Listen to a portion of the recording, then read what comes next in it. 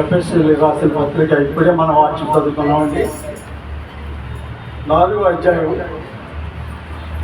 22వ వచనం చదువుకుంటాం.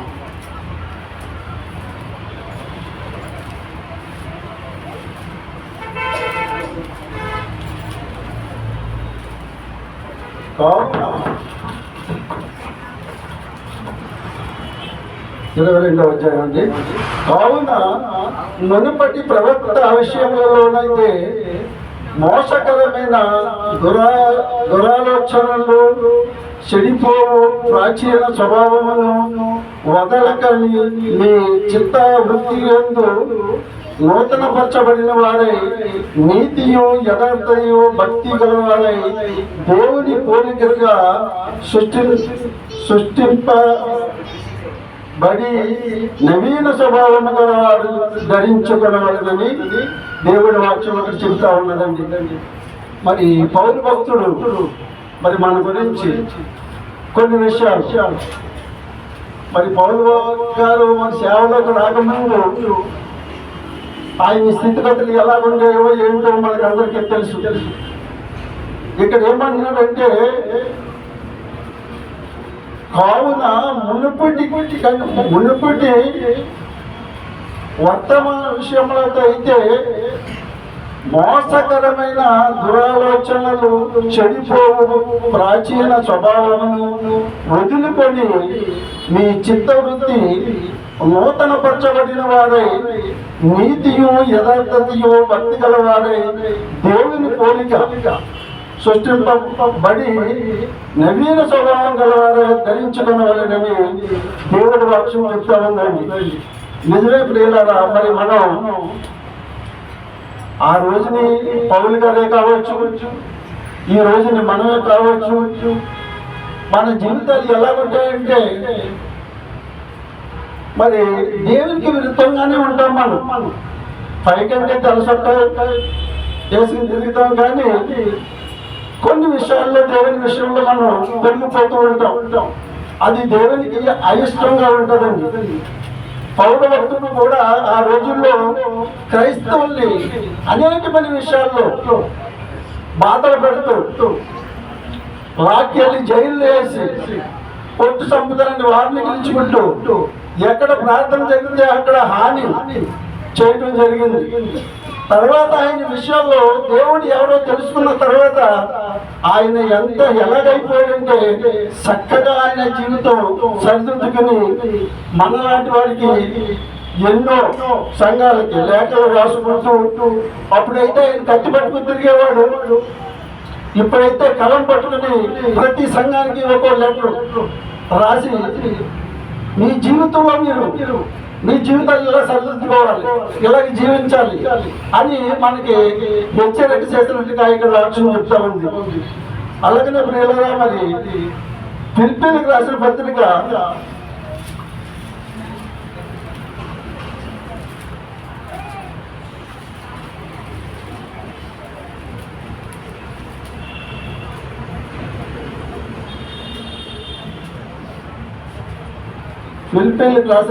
3వ అధ్యాయం 13వ వచనం కూడా మనం ధ్యానించుకుందామండి.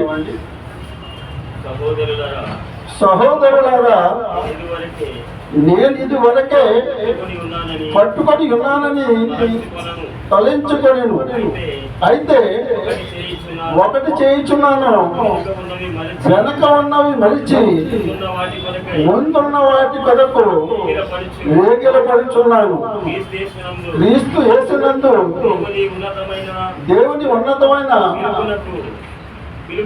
పిలుపునకు చెప్పండి, చదవండి. పొందవాలని గురి యొక్కకే పరిగెత్తుచున్నానని ఆయన చెప్తా ఉన్నాడండి. ఇక్కడ మరి కొత్త సంవత్సరం వచ్చింది అంటే మన ఒంటి మీద కొత్త బట్టలే కాదు, కానీ మన జీవితంలో కూడా మార్పు రావాలని ఆయన చెప్తా ఉన్నారు. మనం కొత్త బట్టలు వేసుకున్నంత కాలం, లేకపోతే పప్పులు చక్కగా వండుకుని రుచికరమైన వంటలు వండుకుని తినేంత కాలం కాదు, కానీ మన స్వభావాన్ని మార్చుకోవాలంటున్నాడు దేవుడు. ఎందుచేతంటే మనం అన్నీ మార్చుకుంటాం కానీ మన స్వభావం మార్చుకోం. అందరికీ మనం చెప్తాం కానీ మన స్థితిగతులు మారవు. అనుకోవచ్చు, ఏంటి 9 నెలలు నిలబడ్డారంటే అన్నీ ఇలాగే చెప్తాంటి అని అనుకోవచ్చు. కానీ ఇది నిజమైన వాస్తవం. ఎందుచేతంటే ఆయన ఈవేళ చెబుతున్నాడంటే పౌరు భక్తులు ప్రతి ఒక్కరిని కూడా ఎన్నోసార్లు చెప్పి ఉంటాడు, సహోదరులారా సహోదరులారా సహోదరులారా అని. అలాగనే ఇక్కడ కూడా ఏమంటే సహోదరులారా, నేను ఇదివరకే పట్టుకొని ఉన్నానని తలంచుకొలుస్తున్నాను, అయితే ఒకటి చేయించున్నాను, వెనుక ఉన్న మరచి ముందున్న వాటి కొరకై మేకలు పడి పరిగెత్తా ఉన్నాను అన్నాడు. ఎందుకంటే జరిగిపోయిన విషయం జ్ఞాపకం చేసుకోవద్దండి. జరిగిపోయినవన్నీ కూడా మన జీవితాల్లో చాలా ఘోరమైనవి. ఎందుకు నేను ఇక్కడ వైద్యులు పట్టుకుని ఉన్నాను, నా జీవితమే మంచిది కాదు ఒక సమయంలో. అయితే మనం దీన్ని తెలుసుకున్న తర్వాత మన జీవితం చక్కబెట్టుకోవాలి.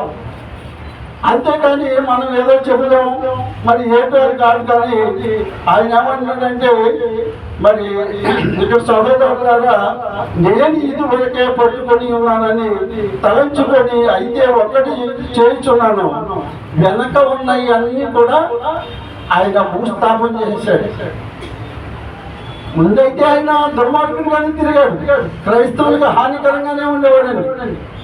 తర్వాత దేవుడు ఏంటి, నిజ దేవుడు ఏంటో తెలుసుకున్న తర్వాత బహుగా సేవ చేసినట్టుగా మనకి ఇక్కడ ఉన్నది. అనేకమైన సంఘాలకి లెటర్లు రాసుకుంటూ అనేక మందికి బలపరుచుకుంటూ ప్రతి ఒక్కరిని ఇలాగ జీవించాలి, ఇలా మీరు పరిశుద్ధాత్మలో ఉండాలి అని ప్రతి సంఘానికి కూడా ఆయన ఎన్నో లెటర్లు రాసినట్టుగా మనకి ఇక్కడ కనిపిస్తూ ఉంటాయి. పడుతున్నాను క్రీస్తు యేసునందు దేవుని ఉన్నతమైన పిలుపునకు కలుగు బహుమానము పొందవలనని గురి యొద్దకే పరిగెడుతున్నాను అన్నాడు. మనకు గురి ఉందండి, మనకు జీవితం ఉంది. ఇప్పుడు ఈ లోకంలో ఇక్కడ జీవించే జీవితం కాదు. ఈ లోకం వదిలిపెట్టిన తర్వాత మనకు జీవితం, ఒక రాజ్యం కూడా ఉంది. ఆ రాజ్యంలో మన రాజు ఉంటాడు, దానికి మనం లోపల ఉండాలి. ఇక్కడ మనం ఎలాగున్నదంటే మనం అన్ని చూసి గర్వించి అహంకారంతో అహంభావంతో నాకేంటి దేవుడిని నేను కొనేసుకుంటానన్న టైంలో కూడా మన జనాలు ఉన్నారు. అది కాదండి. మనం ఈ రాజ్యంలో ముగించాం. ముగించిన తర్వాత మనకు రాజ్యం ఏర్పరిచే దేవుడు, మనం నమ్ముకున్న దేవుడు ఎటువంటి వాడండి, చాలా మరి గొప్ప దేవుడు. అది చేత ఆయన విషయంలో మనం చాలా జాగ్రత్తగా ఉండాలని గురి యొద్దకే పరిగెడుతున్నాను. కాబట్టి మనలో పరిపూర్ణంగా ఎంచేదంటే మనం కొంత కాదు కానీ పరిపూర్ణంగానే మన జీవితాలు చక్కబెట్టుకోవాలని దేవుని లేఖనాలు తెలియపరుస్తూ ఉన్నాయండి. ఎంచేదంటే నేను కూడా మరి కొన్ని రోజుల నుంచి లోకంలో పడిపోయి చదువుదాంలే, అది చేద్దాంలే, ఇది చేద్దాంలే అనుకుంటుంటే మరి నా జీవితం బైబిల్ తీయడానికి కూడా సమయం లేకుండా ఒక సంవత్సరం గడిపేశాను. 2025 బైబిల్ ఏ కొద్ది క్షణాలు అలాగా. మరి ఆంధ్రాలో అయితే అలా కాదు కదండి. ఒక పాట, ఒక డైలాగు, ఒక కథ చెప్పేసినప్పటికీ వాక్యం అయిపోతుంది. సందా పాట వేసుకుని మనం వెళ్ళిపోవడమే. అయితే మరి మనకి ఇక్కడ అలా కాదు. చక్కని వాక్యం చెప్పాలి, దాంట్లో ఉన్న మర్మాలు మనకు బయలుపరుస్తూ ఉంటారు దైవజనులు. దాన్ని మనం జాగ్రత్తగా మనకి ఉంటుందా, జీవిస్తున్నావా లేదని మన జీవితాలు మనం సరిదిద్దుకోవాలి. అది చేత మనకి ఇక్కడ వాక్యం చాలా ఇదిగా ఉంటుంది. అక్కడంటే వాళ్ళ సొంత ఊళ్ళు, వాళ్ళ సొంత రాజ్యం, వాళ్ళ సొంత నిర్ణయాలు. మరి పాస్టర్ గారు ఎవరికి సందేహం ఇప్పిస్తే వారికి 4 సార్లు ప్రార్థన ఉంటుంది. మన లాంటి వాళ్ళు కొద్దిగానే ఇచ్చామనుకో మనల్ని ఏమో హాయ్ అంటే హాయ్ అంతవరకే. అలా నడుస్తున్న జీవితం ఆంధ్రాలో విస్తారమైన సేవ ఉందండి అక్కడ. ఏ చర్చలో చూడండి ఎప్పుడు కూడా 200-300 500 1000 జనాలు ఉంటా ఉన్నారు. సతీష్ కుమార్ గారు అంటూ ఉంటారు, నా దగ్గర 1,00,000 మంది వస్తున్నారు అన్నాడు. నీ దగ్గర 1,00,000 మంది వస్తున్నారు అయితే వాటిని నువ్వేం బోధిస్తున్నావు? నీలో బోర్లో కాంటాక్ట్ అయిన వెంటనే 10,000 కొట్టేయమన్నావు. ఇది ఒక రక్షణేనా? ఆ పంపించేవాడు రక్షణ జీవితం సరిదిద్దుకోగలుగుతా లేదు. అందుచేత మనం జీవిస్తున్నాం అంటే దేవుడికి మరి మనం ఎలా జీవిస్తున్నామో ఏంటనేది మనం కూడా జాగ్రత్తగా ఉండాలండి. మన సంఘం మరి ఎలాగ ఉండదు, మరి దాని గురించి మనం ఇప్పుడు మనం జీవించే జీవితం ఎలాగ ఉంటుందంటే మనం ఏదో చెప్పుకుంటూ వెళ్ళిపోతున్నాం అంతే తప్ప అలా కాకుండా ఇక్కడ పౌరు భక్తుడు అంటున్నాడు, వెనక ఉన్న వాటిని మర్చిపోమంటున్నాడు. ఈవేళ కొత్తగా జీవితం చక్కబెట్టుకోవాలంటే బట్టల మార్పు కాదు, నీ హృదయం మారాలన్నాడు. మనం హృదయం మారితేనే మనం ఏదైనా క్రియ జరుగుతుంది. మనకి దేవుడు మనతో ఉంటాడు. దేవుడు మన పిల్లలకి మనం ఏమైనా చేయగలుగుతాం. అందుచేత మనం ప్రతి విషయంలోనూ మనం ముందుకు సాగాలని, ప్రతి విషయంలోనూ కూడా మనం జాగ్రత్తగా ఉండాలని నేను మీకు అందరికీ మనవి చేస్తా ఉన్నాను. 2 తిమోతి తీయండి ఒకసారి.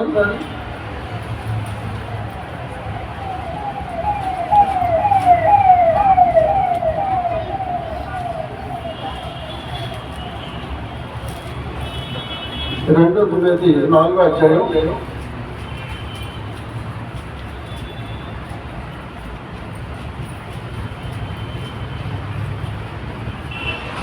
6వ వచనం ధ్యానించుకున్నాను. నేనిప్పుడే పానార్పణముగా పోయబడుచున్నాను. నేను వెడలిపోవు కాలము సమీపమై ఉన్నది. మంచి పోరాటము పోరాడుతుని, నా పరుగు కరముట్టింది, విశ్వాసము కాపాడుకుంటుని అని పౌలు భక్తుడు మనకు తెలియపరుస్తా ఉన్నాడు. మన జీవితాలు మనం ఎలా జీవిస్తున్నాము అనేది కాదు, కానీ మన జీవితంలో మన పరుగు పందెం ఎలాగుంది, మన విశ్వాస జీవితం ఎలాగుంది, అది మనం జాగ్రత్త చక్కబెట్టుకోవాలి. కొత్త సంవత్సరం వచ్చింది అంటే మనలో కొత్త మార్పు కూడా కనిపించాలి.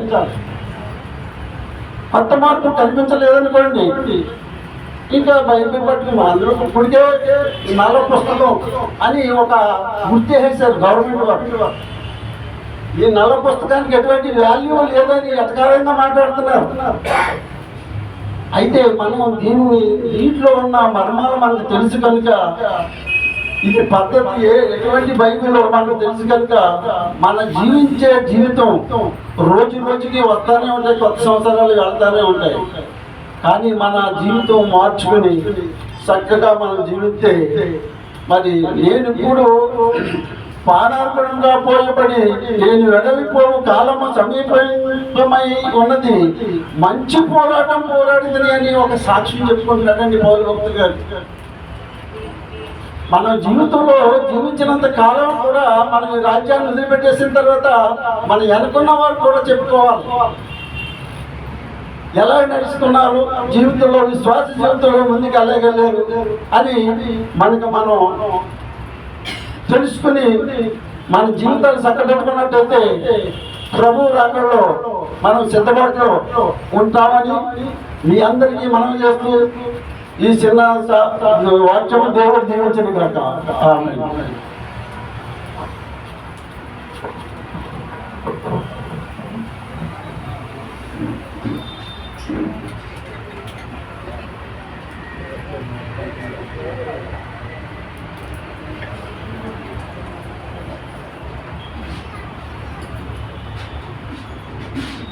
మంచిదండి. ప్రియులారా, ప్రియులు కొన్నేలు గారు చక్కని హెచ్చరిక మాటలు దేవుని గ్రంథంలో నుంచి తెలియపరిచారు. దేవుడు వారిని, వారి కుటుంబాలని దీవించి ఆశీర్వదించును గాక.